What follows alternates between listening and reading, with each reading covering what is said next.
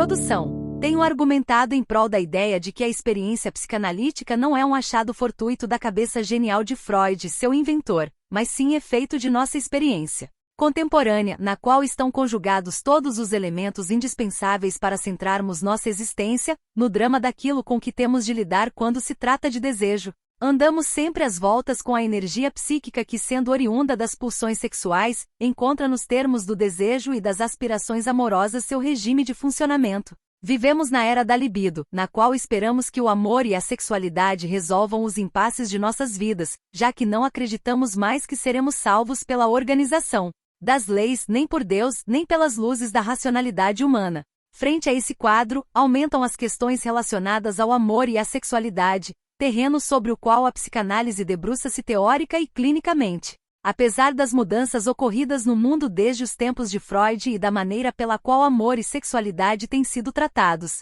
o cerne da questão não teve a mesma mobilidade. Ou seja, depois da chamada revolução sexual da AIDS da internet, é claro que a sexualidade não se apresenta do mesmo modo que anteriormente. Os caminhos transversos da virtualidade e do consumo o atestam. Mas o que faz com que ela permaneça como tema central é a mesma coisa que a instituiu nesse lugar: a aposta de que promova a salvação de nossa existência. Parece ser isto o que marca a inauguração da cena contemporânea e que nos revela Freud como um genuíno contemporâneo. Não que Freud acredite nessa salvação, ele apenas foi sensível a essa questão.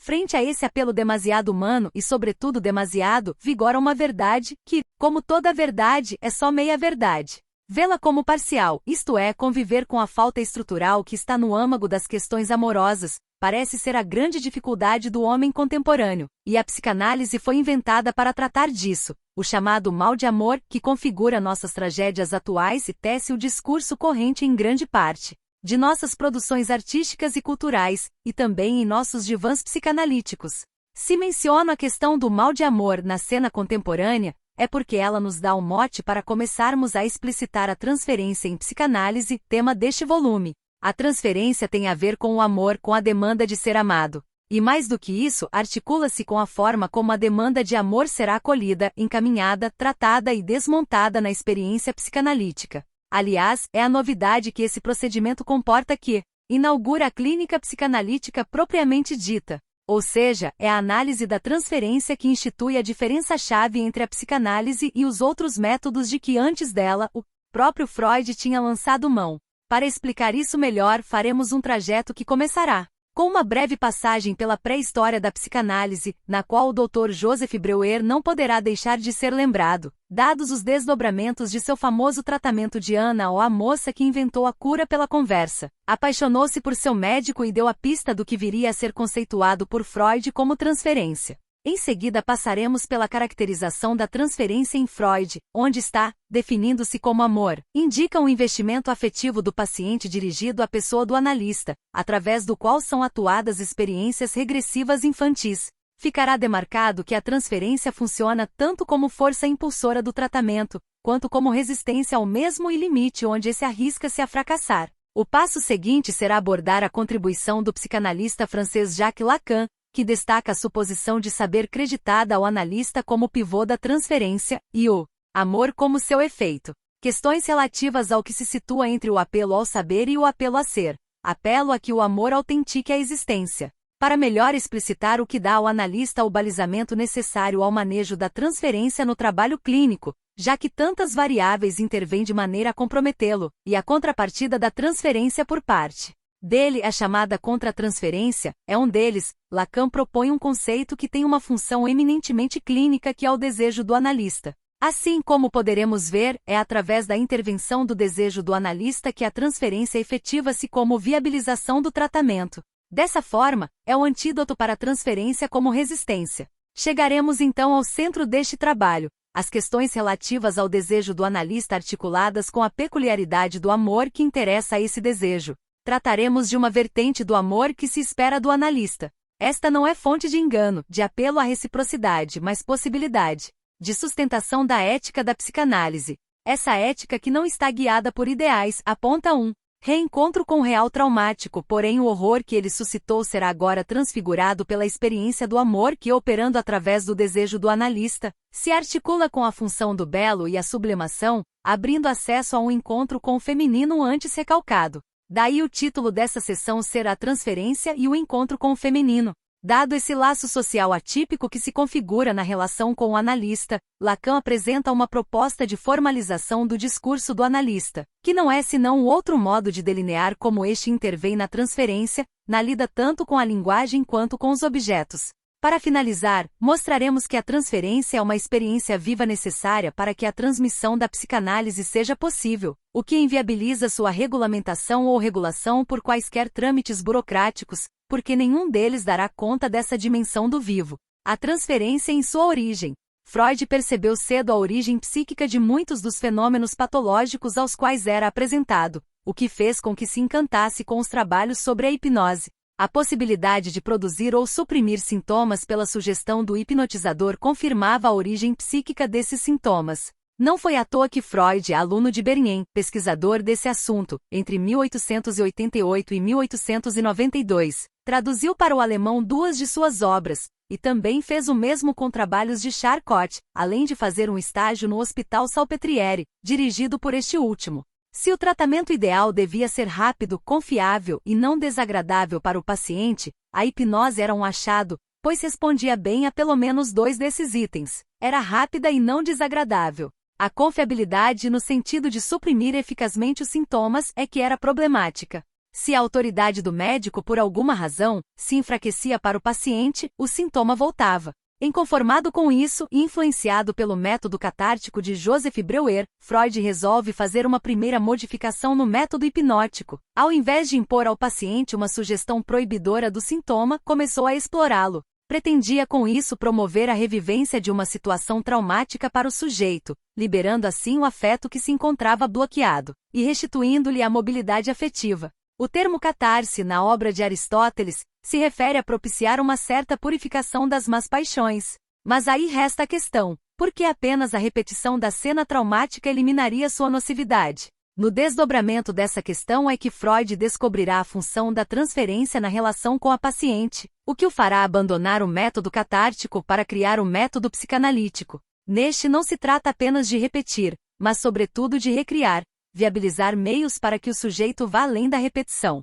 A história de Berta Pappenheim, paciente tratada por Breuer, mostra como o impasse do método catártico precisou ser transposto para que a psicanálise pudesse acontecer. Breuer era um conhecido e respeitado médico de Viena, com quem Freud tinha ótimas relações de amizade, e que foi, durante muito tempo, seu patrono filantrópico, emprestando-lhe dinheiro regularmente para que continuasse com suas pesquisas. Entre 1880 e 1882, antes de Freud começar a clinicar, Breuer teve um acidente de percurso em sua carreira. Durante o tratamento de Berta Pappenheim, e somente com muita insistência concordou em publicar esse caso, juntamente com outros de Freud nos estudos sobre histeria. 1893-95, sob o nome fictício de Anna O. Esse caso foi tão marcante na pré-história da psicanálise, que muitos pensam que Anna O foi tratada por Freud. Será somente em 1889, portanto 7 anos depois de finalizado o caso de Anna O, que Freud realizará seu primeiro tratamento por este método. Anna, o que tinha na época 21 anos, apresentava uma quantidade de sintomas que iam desde a oscilação exagerada de humor, angústia, sonambulismo, até perturbações graves na visão e na linguagem, asco aos alimentos, paralisias por contratura, anestesias e tosses. Quando acolhida em tratamento por Breuer, pôs em marcha aquilo que ela mesma denominou, de modo sério, cura pela conversa, e de maneira jocosa, limpeza de chaminé. Neste tratamento, a partir da sugestão hipnótica utilizada não diretamente com fins terapêuticos, mas para investigar a amnésia característica dos pacientes histéricos, cabia ao médico ouvi-la sem interrompê-la. Ao anoitecer era frequente que ela entrasse no estado de auto-hipnose, ou consciência secundária, o que facilitava o procedimento, sobretudo quando não havia se passado mais de 2 dias da última consulta com seu médico. Breuer conta que o fenômeno histérico se dissipava logo que, sob hipnose, ela conseguia reproduzir o evento que o havia ocasionado, expressando o afeto contido a ele. Correlacionado. A excitação psíquica relativa a esse afeto encontrava assim sua devida expressão e, com isso, não precisava mais ser convertida em excitação somática. Ou seja, o sintoma desaparecia. Ao longo do tratamento, Ana foi melhorando, porém a finalização do trabalho é relatada de maneira nebulosa. Sabemos, através de outras publicações, que ocorreram alguns eventos desastrosos. Por exemplo, a esposa de Breuer, enciumada por causa dos cuidados e atenção que a moça despertava em seu marido, resolveu pressioná-lo a encerrar o trabalho e lhe propôs fazerem uma viagem para uma segunda lua de mel. Como ao término de 2 anos de trabalho, a moça efetivamente encontrava-se melhor, Breuer resolveu aquecer ao pedido de sua esposa. Resultado: no mesmo dia em que comunicou essa decisão a Ana, ele foi chamado às pressas à sua casa, pois ela encontrava-se em uma grave crise histérica, de gravidez psicológica na qual simulava um parto de um filho dele. A cena apavorou um médico respeitável, que dizia jamais ter percebido na paciente qualquer interesse sexual, e, certamente assustado por ver-se como pivô de toda aquela excitação, confirmou sua saída de cena. Depois de acalmar a moça, partiu em viagem com a esposa. Isso fez com que o pioneiro Breuer não se aventurasse mais na utilização desse método, embora tivesse ficado curioso acerca de suas possibilidades, razão pela qual estimulava Freud no prosseguimento de sua exploração. Sabe-se que a moça passou alguns anos internada em instituições, porém recuperou-se e até veio a se tornar a primeira assistente social da Alemanha, além de ter contribuído de forma significativa para a causa da emancipação da mulher. Freud considera o nexo entre o sintoma e o trauma psíquico a maior contribuição de Breuer, o que o faz atribuir ao médico a paternidade da psicanálise, retroagindo disso posteriormente. Freud e Breuer se afastam quando o trabalho em conjunto se torna inviável, após Breuer declarar que não reconhecia o valor da sexualidade para a origem das neuroses, o que veio a constituir a tese central das ideias de Freud. Isso foi bastante estranho, pois, na parte teórica dos estudos sobre histeria, o próprio Breuer havia considerado os transtornos como advindos da inclinação e da defesa frente ao sexual, e que grande parte dos problemas psíquicos das mulheres casadas vinham do leito conjugal. Se Breuer teve algum mérito no momento inaugural da psicanálise, este certamente não é o de sua paternidade, pois foi justamente a sua dificuldade em lidar com a dimensão do sexual que o impediu de caminhar nessa direção. Mas talvez seu mérito seja o da maternidade da psicanálise. Aliás, curiosamente, Breuer disse certa vez: o intelecto de Freud está atingindo a sua altura máxima. Sigo com a vista como a galinha que acompanha o voo do falcão. Mas certamente Breuer teve um papel fundamental nesses primórdios. Ele de certo modo nutriu o que viria a se constituir como psicanálise. Porém foi observando os impasses que levaram ao fracasso de Breuer no tratamento de Ana e investigando essa explosão de afetos suscitados na relação da paciente com o médico, que Freud percebeu o fenômeno espontâneo da transferência e a complexidade dessa relação, o que o levou a renunciar à hipnose e criar o método psicanalítico. A caracterização da transferência em Freud. O fenômeno da transferência é a chave da invenção desse novo método de tratamento. Übertragung, termo alemão que além de transferência significa também transmissão, contágio, tradução, versão, e até audição, ganhará, enquanto conceito psicanalítico, o sentido de estabelecimento de um laço afetivo intenso, que se instaura de forma quase automática e independente da realidade, na relação com o médico, revelando o pivô em torno do qual gira a organização subjetiva do paciente. No contato com o médico, uma série de fantasias é automaticamente despertada e ganha novas versões. O traço característico consiste na substituição do afeto por uma pessoa importante na vida do sujeito, pela pessoa do médico, que funcionará como intérprete disso que está sendo lembrado em ato, ou seja, atuado pelo paciente. Sendo assim, a designação de médico perde o sentido, para ser substituída pela de analista. Trata-se na transferência de uma presença do passado, mas que é uma presença em ato. Por esse processo, o analisando imputa ao seu analista certas posições correlativas àquelas nas quais se encontram as figuras primordiais para ele desde o início de sua vida.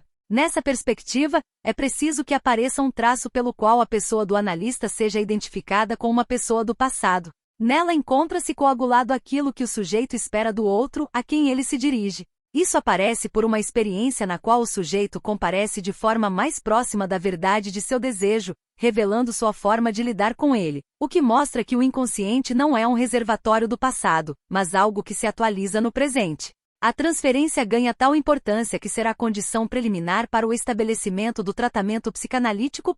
Se, por alguma razão, ela não se estabelece. Se o paciente não é capaz de fazer um investimento no analista, sustentado sobretudo em supor-lhe um saber, e viver os efeitos disso, também em sua dimensão afetiva, a utilização desse método fica inviabilizada. O ponto limite no trabalho catártico de Breuer constituiu o ponto inaugural do trabalho de Freud. Breuer afastou-se dessa investigação, mas será ela que possibilitará a Freud criar o tratamento psicanalítico. Freud percebeu que nesse impasse relacional encontrava-se o eixo em torno do qual girava toda a organização dos investimentos psíquicos do paciente. E mais, constatou que a energia que imantava o sintoma do sujeito neurótico, drenando todos os investimentos de sua vida, poderia, pela transferência, ser dirigida ao analista para que pudesse ser tratada e então restituída ao paciente. É como se o sujeito se mantivesse engessado em certos estereótipos que se reeditam a cada nova relação que estabelece, do tipo, sou coitadinho e ninguém me ama, portanto você também não me amará. Ou, sou aquele que acerta sempre e fico, portanto, aguardando seus aplausos. Ou ainda, sou sempre o injustiçado e com você, sei que a injustiça se repetirá. E assim sucessivamente aparecendo em incontáveis situações. O sujeito encontra-se preso numa trama que toma equivocadamente a designação de destino, de sina, de encosto, de karma, conforme as crenças de cada um. Lembro de um paciente que veio procurar análise queixando-se de insegurança e localizando-a numa exigência de acertar sempre, saber tudo, a tal ponto que, apesar de toda a sua cultura e inteligência que eram notáveis, fugia do contato com os outros por recear não saber o que dizer, sentindo-se sempre premido a se relacionar com pessoas muito exigentes. Na análise, repetia-se a mesma coisa, às vezes até se atrasava para chegar à sessão, pois ficava se cobrando dizer algo que contivesse um raciocínio correto, preciso, brilhante. Não adiantava que eu lhe dissesse para dizer o que lhe viesse à cabeça, sem se preocupar. Era aí que a preocupação surgia. Quando interrogado sobre o que poderia levá-lo a proceder daquela maneira, ele imediatamente associou a sua relação com o pai já falecido, diante de quem sempre tinha de parecer brilhante. Posição com a qual perpétua sua relação com ele, em todas as novas relações que lhe parecem importantes, e eu como analista não escapava a isso. O que era um obstáculo para suas relações, extremamente empobrecidas de interatividade, veio a ser a via pela qual podemos começar a trabalhar, desmontando os elementos que o aprisionavam. A transferência está presente em todas as nossas relações, e por esse aspecto, ela em nada difere do que se passa no amor. Afinal, quando nos apaixonamos, resumimos nesse sentimento uma série de experiências anteriores. A grande diferença em análise é o fato de que isso não passa despercebido. Ao contrário, por revelar-se como uma via de atualização das motivações inconscientes, funciona como instrumento com o qual o analista vai poder intervir. É o manejo da transferência que distinguirá a posição do médico da do analista. O médico vale-se da autoridade nele investida e vai na direção da supressão do sintoma, desconsiderando as resistências que se colocam quanto a isso. Para ele não importa o que o sintoma representa ali, importa eliminá-lo. A transferência fica intacta e não constitui objeto de tratamento. Se lançar mão da hipnose ou de outro processo sugestivo, o médico consegue reforçar o recalcamento que sustenta o sintoma, e em nada toca no processo de formação do mesmo, tendo, portanto, uma ação meramente cosmética.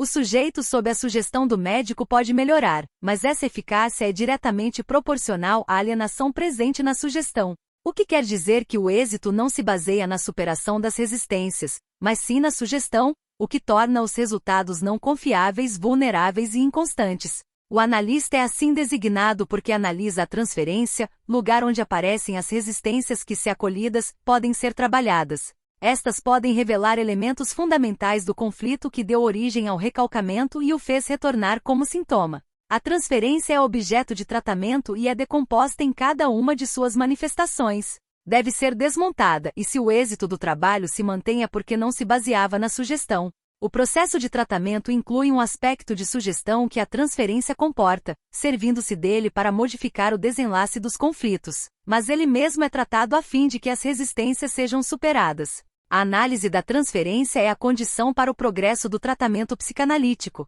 Freud usa a teoria da libido para expor os mecanismos do tratamento psicanalítico, que só é possível porque a capacidade de investimento libidinal de um sujeito tem algum nível de mobilidade. Ou seja, pode passar de um objeto a outro. No neurótico, a libido encontra-se dirigida para o Sintoma no qual, por uma defesa qualquer, ele encontrou sua única via de obter alguma satisfação, apesar do preço que paga por ela. Isso não é muito difícil de se verificar, porque é um fenômeno observado não apenas no adoecimento neurótico, mas em qualquer adoecimento. Ou seja, basta que tenhamos uma dor de dente ou de ouvido, para que façamos convergir para ela tudo o que nos interessa no mundo, e queremos que todos à nossa volta façam o mesmo.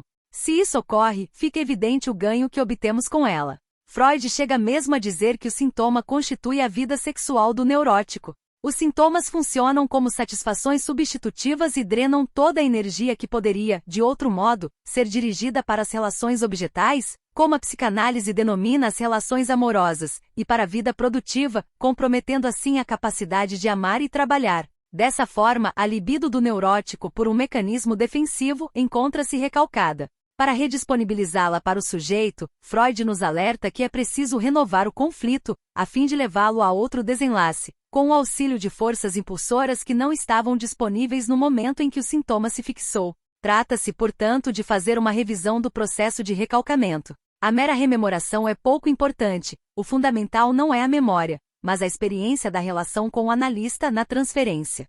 Só assim versões novas do velho conflito são criadas, possibilitando novas soluções. De todo modo, se o objetivo é trazer à tona o que no passado foi recalcado, por ser incompatível com o eu do sujeito, há dois modos pelos quais esse passado comparece para viabilizar o tratamento, um pela rememoração, outro pela atuação, o que configuraram dois modos de apresentação da transferência. O recalcado é, por um lado, inscrição das representações inconscientes às quais a pulsão adere, e por outro, a realidade mesma da pulsão, ou seja, exigência de satisfação libidinal. Dois componentes estão em ação nesse processo onde o passado se atualiza. Um revela o sujeito ligado à linguagem, por onde sua história é tecida. O outro se refere à sua ligação a um objeto, através do qual sua satisfação pulsional se orienta. E esses dois componentes articulam-se, mas apontam consequências diferentes. Didaticamente, Freud divide o tratamento em duas fases. Na primeira, a libido investida no sintoma e em diversos tipos de objetos fantasiados converge para um único objeto, também fantasiado pelo sujeito, o analista, transformando sua neurose em um novo tipo de manifestação denominada neurose de transferência, criada pelo próprio tratamento psicanalítico. Na segunda fase, dá-se a resolução da transferência, ela é desmontada de modo que a libido se livra desse objeto provisório que o analista se prestou a ser, e torna-se disponível para novos investimentos, de preferência menos restritos ao quadro fantasístico do sujeito, embora haja sempre um limite irredutível em jogo. Desse modo o eu que repugnava certas orientações da libido, razão pela qual as havia recalcado no sintoma, se reconcilia com elas e resgata novas possibilidades de satisfação, o que reduz suas chances de um novo adoecimento neurótico. Outra razão atribuída a essa possibilidade de reconciliação do eu com as exigências psíquicas de satisfação libidinal se encontra também no fato de seu horror pelas mesmas ter sido minimizado, visto que parte delas pôde encontrar satisfação pela ampliação de recursos sublimatórios. Ou seja, ao invés de satisfazer-se apenas pela realização sexual direta, satisfez-se também, com a mesma intensidade, através de outro tipo de realização, desviando o objetivo sexual imediato para outros não diretamente sexuais, promovendo uma revaloração e ampliação no universo dos investimentos do sujeito. Estas são questões relativas ao que se espera do final do tratamento. O que é preciso ressaltar é que a transferência se converte no campo de batalha que imanta todas as forças que agem no conflito, do qual o sintoma é o resultado. Ela renova esse conflito. E por mais que, obviamente, isso traga problemas para o desenvolvimento do trabalho, já que ao despertar tendências positivas, amistosas e cooperativas por parte do analisando,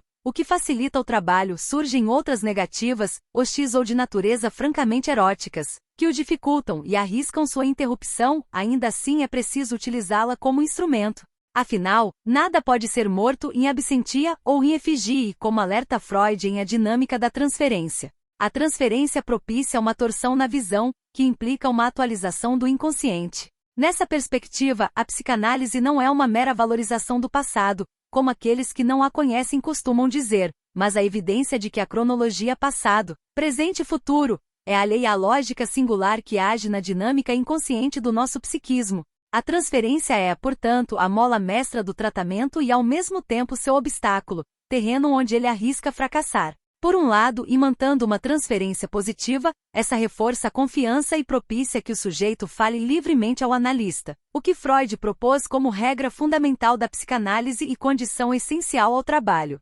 Consiste em que o analisando, nome atribuído a quem faz esse tratamento, fale tudo o que lhe vier à cabeça, sem restrições, num processo de associação livre. O passado surge numa dimensão de rememoração, sem a pressão excessiva de uma exigência de satisfação pulsional. Por outro lado, o analista também imanta uma transferência negativa, por suscitar sentimentos agressivos ou compostos por elementos eróticos recalcados. Propicia revivências de afetos desconectados com a realidade do quadro analítico que produzem resistências ao trabalho que, se não forem analisadas, o inviabilizarão. Por exemplo, se eu estiver lhe odiando, como poderei seguir um trabalho com você? Ou, se estou apaixonada, como posso associar livremente? Vou me ocupar em dizer coisas que devem lhe agradar. Nessa perspectiva, a resistência se configura pelo fato de, ao atuar, o sujeito não saber que repete algo, e funcionar sob o jugo de uma exigência de satisfação cega e imediata. Para poder trabalhar, é fundamental que o analista saiba em que lugar está sendo colocado pelo analisando, que uso este está fazendo dele, em sua organização subjetiva. É da posição que lhe é dada pela transferência que o analista pode analisar, interpretar, enfim, intervir sobre a própria transferência.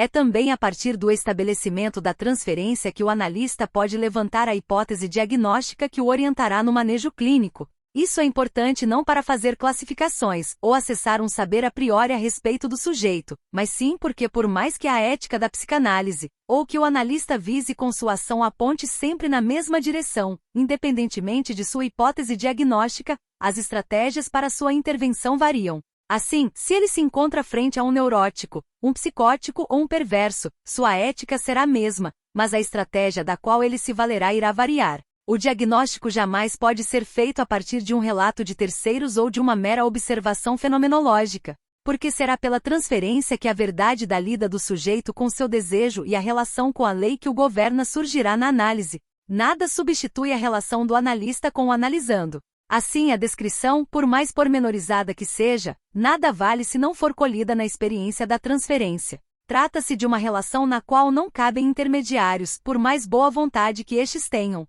Há variações da transferência segundo os tipos clínicos: neurose, psicose e perversão. A neurose é a que melhor se adequa às disposições da transferência, por isso é o modelo para o trabalho psicanalítico. Aliás, foi com os neuróticos, mais especificamente com as histéricas, que Freud criou a psicanálise. Neles, a transferência está à flor da pele, prestes a desencadear-se. Na perversão, a atuação que a transferência comporta é explorada pelo analisando. A exigência de satisfação imediata arrisca a todo tempo interromper o processo de tratamento. A fantasia toma a cena analítica e exige do analista sustentar firmemente a direção do trabalho.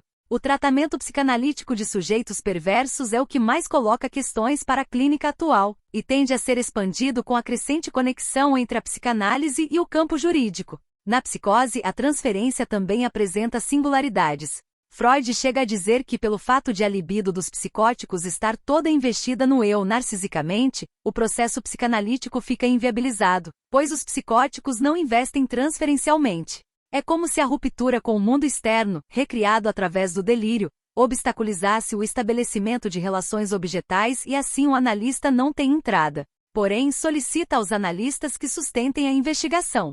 Lacan, psicanalista francês seguidor dos ensinamentos freudianos, atende prontamente a essa solicitação, começando seu trabalho com a psicanálise a partir de um tratamento possível com os psicóticos e fazendo grandes avanços nesse sentido. Hoje, o tratamento psicanalítico é um recurso também disponível aos psicóticos, apesar da peculiaridade de seus modos de estabelecer a transferência, bem mais difícil, ou mesmo impossível de ser desmontada ao término do trabalho. Um psicótico de que tratei durante 5 anos, no início de minha carreira, e que nunca mais vi, mas que continua a me telefonar de tempos em tempos, me ligou para festejarmos os 21 anos de Bidu, como ele chama carinhosamente o trabalho que fez na análise. Isso atesta que, embora o trabalho tenha finalizado, quando ele se deu por satisfeito em seu processo, dizendo estar bem para seguir sozinho, e efetivamente estava, já que se estabilizou e seguiu sua vida, a transferência ainda existe. Lacan destaca que a chave para a investigação psicanalítica das psicoses, para além da questão do amor operante na transferência,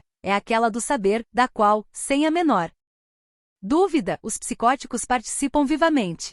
Afinal, não é à toa que constroem como podem tantas teorias. Entre o saber e o amor, a transferência em Lacan. Quando procuramos um analista é porque acreditamos a ele, ou a psicanálise, que ele encarna, algum saber que nos intriga, exatamente porque nos escapa. É por esse viés que o analista é colocado no lugar de quem sabe. Eis aí uma primeira dimensão de ficção que se dá na análise. Não que o sujeito pense que o analista sabe especificamente sobre ele, mas sim que há um saber presente em sua experiência, em seu sintoma. Saber a ser depurado na análise. Lacan chama a quem é acreditado saber de o grande outro, e ele funciona como uma referência para a nossa organização subjetiva, que é tecida pelo nosso acesso à linguagem. É a esse outro que nos dirigimos, como se ele fosse a garantia do bom andamento das coisas, lugar de onde emanaria a verdade última de nós mesmos.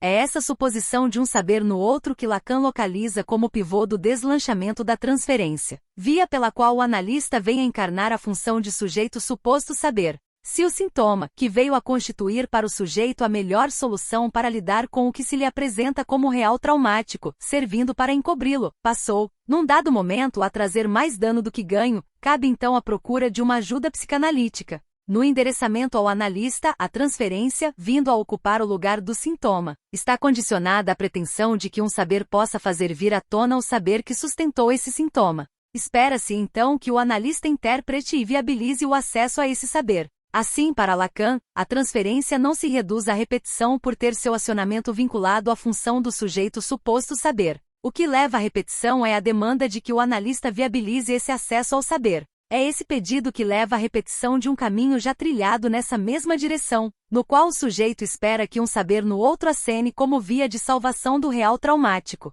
Porém, a repetição de que aí se trata não conduz a um bom encontro, no sentido de possibilitar o acesso a isso que falta, mas ao contrário, o que se repete é a falta do bom encontro, designada-te que por Lacan, tomando de empréstimo um termo de Aristóteles.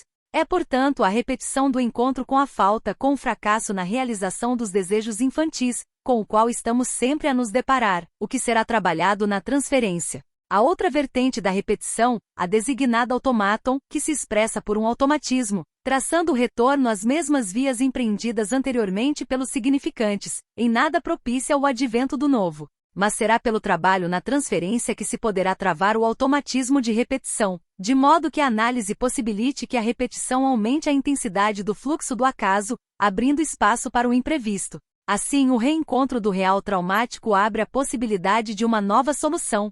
É aqui que se faz presente. O analista sustenta esse reencontro, viabilizando meios de transfiguração do horror que o trauma suscita, via pela qual o sujeito tem chance de suportá-lo. Quando as pessoas começam uma análise e se veem, de certo modo, sustentadas pela transferência, não raro ousam fazer coisas que jamais tinham arriscado anteriormente, começando uma descristalização dos modelos que se encontravam viciados. A transferência é a aposta de que há que existir um saber que virá dar conta dessa falta do encontro perfeito, desse furo presente na relação do sujeito ao outro. Esse crédito dado ao outro traz como efeito o amor. Na transferência temos por um lado um apelo ao saber que advém da relação com a linguagem e por outro, um apelo ao ser, que se configura como demanda de amor. Demanda de vir a encontrar sua consistência, o sentido do seu ser, pela via do amor. Mais especificamente pela via de uma modalidade imaginária de amor que se vale dos objetos.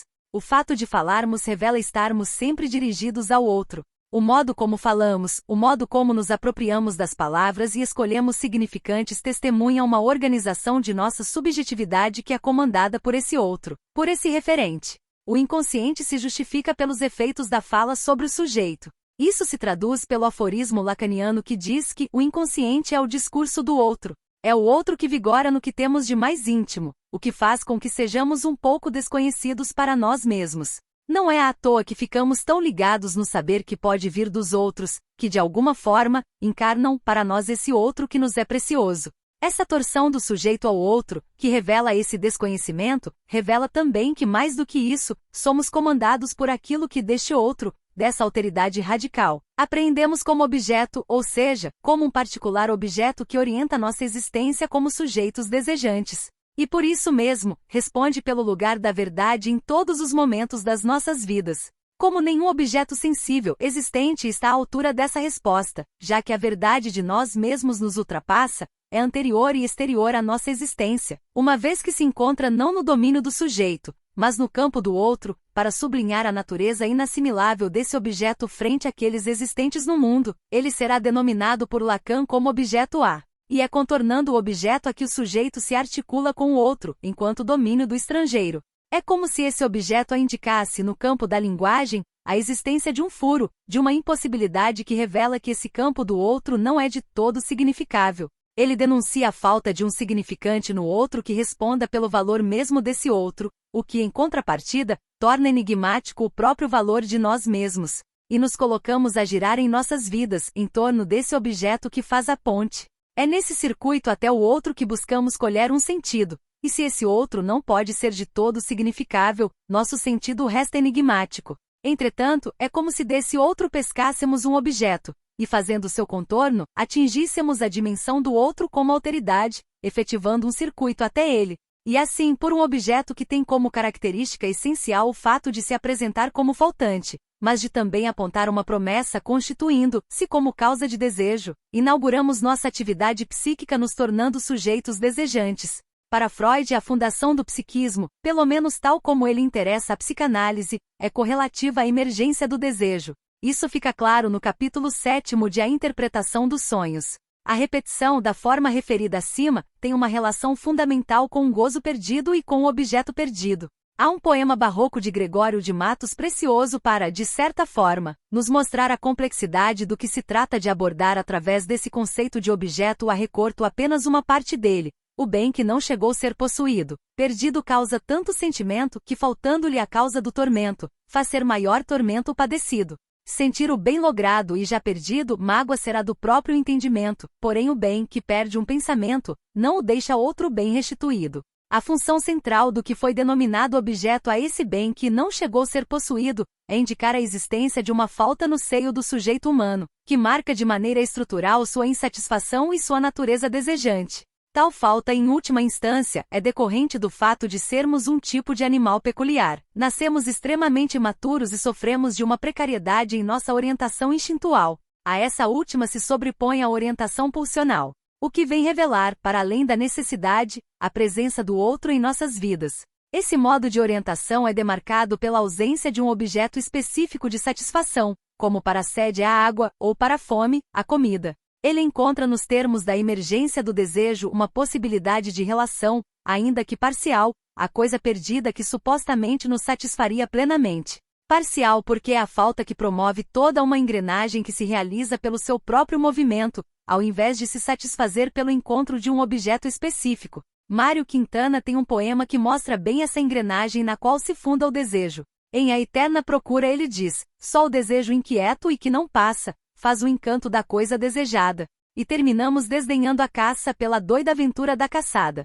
Não é preciso muito esforço para reconhecermos isso em nossa experiência. Vemos que não se trata propriamente de reencontro com a coisa perdida na inauguração da função desejante, pois se tal reencontro fosse possível, determinaria o estancamento dessa função, a morte do desejo e por decorrência do próprio psiquismo. Para nós, é bom que o que quer que se afigure como a coisa se mantenha a uma boa distância. Nesse sentido, parcializamos a coisa, e na relação com o objeto encontramos a função do objeto a que consiste em interrogar todos os objetos que nos fisgam nas profundezas de nosso ser, ou da nossa falta, buscando em seus reconditos a dimensão enigmática do falo que eles comportariam.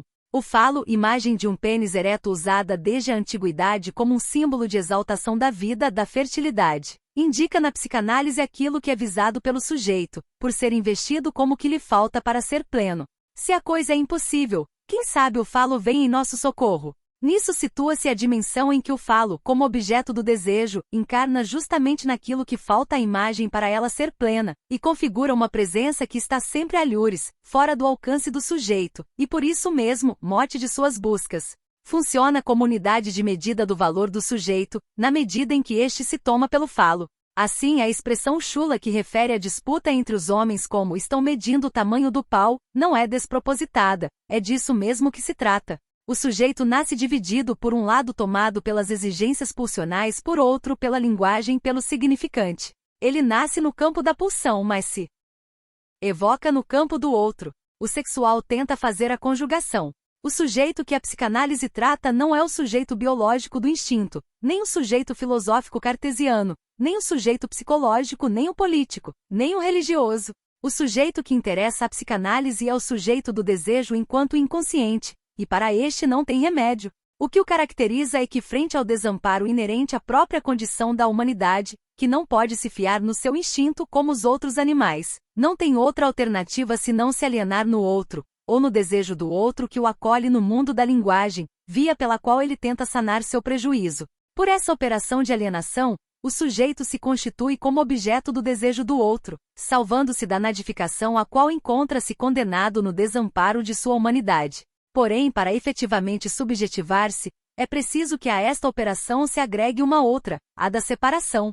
Ela abre para o sujeito a possibilidade de manifestar-se de maneira desejante frente ao desejo alienante, fazendo-se, ele também, sujeito do desejo. Assim, não se trata mais de ser mero objeto do desejo do outro, mas de, por uma peculiar torção, constituir-se ativamente como desejo do outro. Se originariamente esse desejo encontra-se no campo do outro, não há possibilidade de se saber em última instância o que ele articula. Assim, tentamos tomá-lo por um objeto, mais do que isso, por uma fantasia com a qual vestimos certos objetos que o designariam. O objeto que melhor serve a isso é aquele pelo qual tomamos nosso próprio eu, através da imagem de nós mesmos. Essa é nossa fantasia fundamental. Alienamos a multiplicidade do sujeito que somos, vestindo-o com uma fantasia pela qual tomamos nossos eus. A fantasia faz-tela esse real que escapa, sobre o qual é impossível se saber, já que resta inacessível na mais radical alteridade. Com isso, esquadrinhamos as orientações de nosso desejo, tentando servir ao outro, seja imaginariamente para confirmá-lo ou negá-lo. Não sabemos o que ele quer, mas ainda assim tentamos responder a ele. Desse modo, estamos sempre em dívida, em falta para com ele, porque entre o que ele supostamente quer e o que respondemos fica um intervalo intransponível. A culpa é engendrada nesse intervalo. Deixamo-nos escravizar por essa fantasia que constituímos de nós mesmos na tentativa de responder ao outro, para o melhor e para o pior. Quando o pior prevalece desequilibrando nossa economia psíquica, surge o apelo a que algo propicie um deslocamento desse lugar de fixação e acene com o mais além dessa orientação. É aí que uma psicanálise se justifica, operando com um desejo que se distingue desse desejo alienado no outro, e constitui uma exceção que é o desejo do analista.